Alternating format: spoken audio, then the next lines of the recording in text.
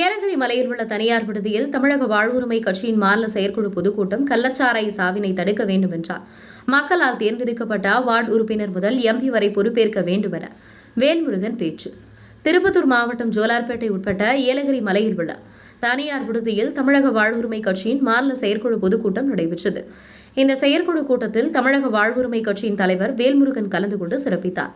மேலும் இந்த கூட்டத்தில் 36 தீர்மானங்கள் விவாதிக்கப்பட்டு நிறைவேற்றப்பட்டுள்ளது.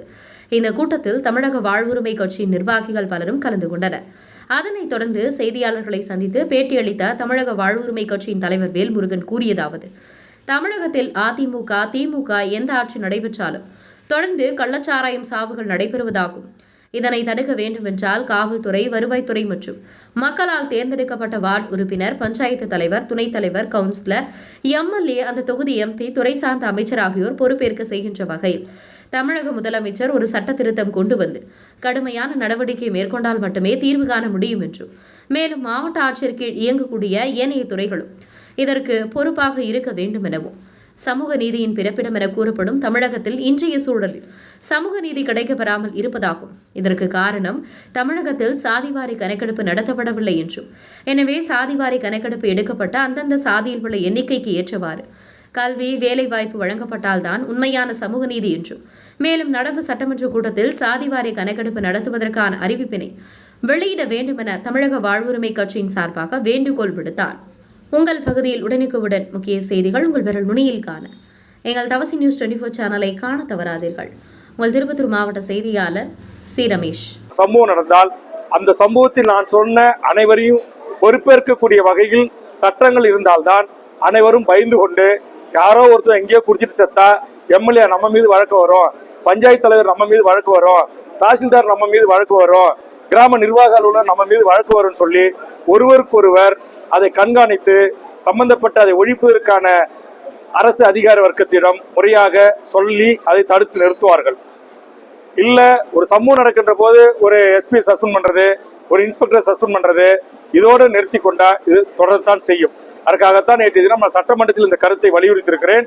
மாண்புமிகு தமிழக முதலமைச்சர் அவர்கள் இதில் அமைச்சர் வரையிலான மக்களால் தேர்ந்தெடுக்கப்பட்ட அனைவரையும் இதில் பொறுப்பேற்கக்கூடிய ஒரு சட்டத்தையே முறையாக நடைமுறைப்படுத்தினால்தான் இந்த கள்ளச்சாராய சாவுகளை நாம் தமிழ்நாட்டில் தடுத்து நிறுத்த முடியும் என்று தமிழக வாழ்வுரிமை கட்சி கருதுகிறது. நம்பர் 1. நம்பர் 2, சமூக நீதியினுடைய பிறப்பிடம் தமிழகம் என்று திராவிட இயக்கங்களும் திமுக, அதிமுக சொல்லி வருகிறார்கள். ஆனால் இன்றைக்கு தமிழ்நாட்டில் சமூக நீதி கிடைக்காத ஒரு சூழல் இருக்கிறது. அதற்கு காரணம் இங்கு சாதிவாரி கணக்கெடுப்பு நடத்தப்படவில்லை. ஆதலால் உண்மையான சமூக நீதி அனைத்து மக்களுக்கும் கிடைக்க வேண்டும் என்று சொன்னால் சாதிவாரி கணக்கெடுப்பு நடத்தி அந்தந்த சமூகங்களின் எண்ணிக்கைக்கு ஏற்றவாறு கல்வி, வேலைவாய்ப்பு உரிமை வழங்கப்பட்டால்தான் அது உண்மையான சமூக நீதி. உதாரணத்துக்கு பீகார்ல நடத்தப்பட்டு அது வழங்குவதற்கு தொடங்கியிருக்காங்க. இப்ப கேரளா, ஆந்திரா, கர்நாடகா போன்ற பகுதிகளில் சாதிவாரி கணக்கெடுப்பு நடத்த உத்தரவிடப்பட்டிருக்கிறது. சமூக நீதி வழி வந்த திராவிட முன்னேற்ற கழக அரசு ஏன் சாதிவாரி கணக்கெடுப்பு நடத்த தயங்குகிறது? அல்லது சட்டமன்றத்திலும் மாநாடுகளிலும் பொதுக்கூட்டங்களிலும் மாண்புமிகு தமிழக முதலமைச்சருக்கு நான் பலமுறை வேண்டுகோள் வைத்தோம். ஏன் சாதிவாரி கணக்கெடுப்பு நடத்த அறிவிக்க தயங்குகிறார்?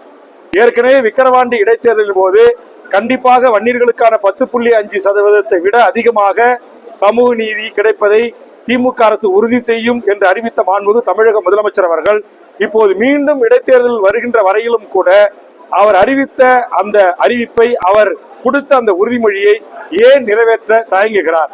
மாண்புமிகு முதலமைச்சர் அவர்களை சாதிவாரி கணக்கெடுப்பு எடுக்க உத்தரவிடாமல் தடுக்கிற அந்த சக்திகள் எது என்று கேள்வியை பொதுமக்கள் எழுப்புகிறார்கள், சமூக நீதி அமைப்பினர் எழுப்புகிறார்கள். ஆதலால் மாண்புமிகு முதலமைச்சர் அவர்கள் இதற்கு இடம் தராமல் உடனடியாக இந்த நடப்பு சட்டமன்ற கூட்டத்தொடரின் போது காவல்துறைக்கான மானிய கோரிக்கையின் பதிலுரை அளிக்கும் போது மாண்புமிகு தமிழக முதலமைச்சர் அவர்கள் இந்த சாதிவாரி கணக்கெடுப்பு நடத்துவதற்கான அறிவிப்பினை உடனடியாக வெளியிட வேண்டும் என்கிற வேண்டுகோளை தமிழக வாழ்வுரிமை கட்சி இந்த நேரத்திலே முன்வைக்கிறது. 2வது, இந்த பேருந்துக்கு ஓட்டுநர் நடத்துவர் எடுக்கிறாங்க, அதுல ஒப்பந்த அடிப்படையில் எடுக்கப்படும் என்று அறிவிக்கிறாங்க. அப்படி ஒப்பந்த அடிப்படையில் எடுத்தாக்கா அதுல சமூக நீதி பின்பற்றப்படாது. அதனால சமூக நீதி மிகப்பெரிய கேள்விக்குறியாகும்.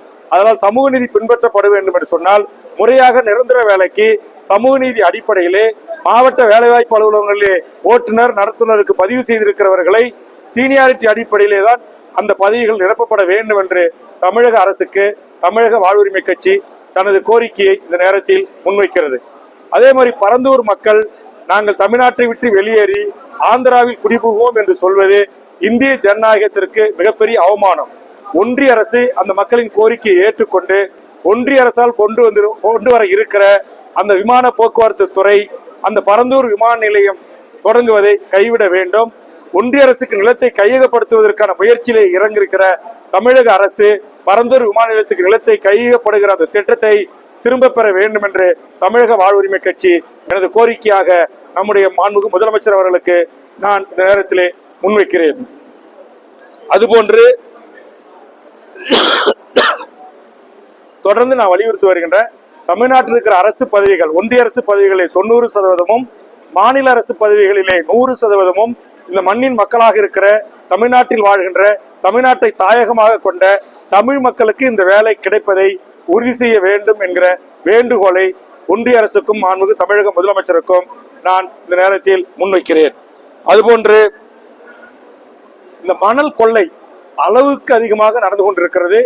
அதை இரும்பு கரம் கொண்டு அடக்க வேண்டும். எப்படி இந்த கள்ளச்சாராய சாவை நான் இரும்பு கரம் கொண்டு அடக்குவேன் என்று முதலமைச்சர் அவர்கள் அறிவித்தார்களோ, அதுபோன்று மணல் குவாரிகள், கிரானைட் குவாரிகள், மலைகள், தாது மணல்கள் கட்டுக்கடங்காத வகையில் இன்றைக்கு கேரளாவுக்கும் ஆந்திராவுக்கும் கர்நாடகத்திற்கும் கடத்தப்படுகிறது. இதை உடனடியாக மாண்புமிகு முதலமைச்சர் அவர்கள் இரும்பு கரம் கொண்டு அதை அடக்க வேண்டும்.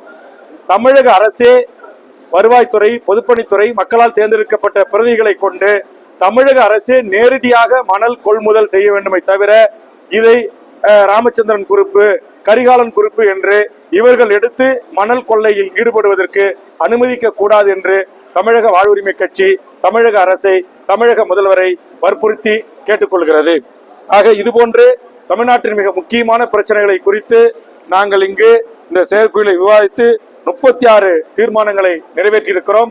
அந்த தீர்மான நகல்களை எனது அருமை பத்திரிகை ஊடக நண்பர்களுக்கு எங்கள் துணை பொதுச் செயலாளர், இந்த மாநில செயற்குழு கூட்டத்தை மிகச்சிறப்பாக ஒழுங்கு செய்த டாக்டர் சுதாகர் அவர்களும், இந்த மண்டலத்தின் எமது கட்சியினுடைய பொறுப்பாளர் அண்ணன் ஜம்புலிங்கம் அவர்களும், எங்கள் கட்சியினுடைய தலைமை நிலைய செயலாளர் கனல் உ கண்ணன் அவர்களும் எமது ஊடக நண்பர்களுக்கு தருவார்கள். அந்த செய்தியை நீங்கள் வெளியிட்டு உதவுமாறு இந்த நேரத்தில் கேட்டுக்கொண்டு எங்கள் அழைப்பை ஏற்று சரியாக 1 மணிக்கு வருகை தந்து இவ்வளவு நேரம் காத்திருந்து இந்த செய்தியை சேகரித்த எனது அருமை பத்திரிகை ஊடக நண்பர்களுக்கு என் நெஞ்சார்ந்த நன்றியை தெரிவித்துக் கொள்கிறேன். நன்றி, வணக்கம்.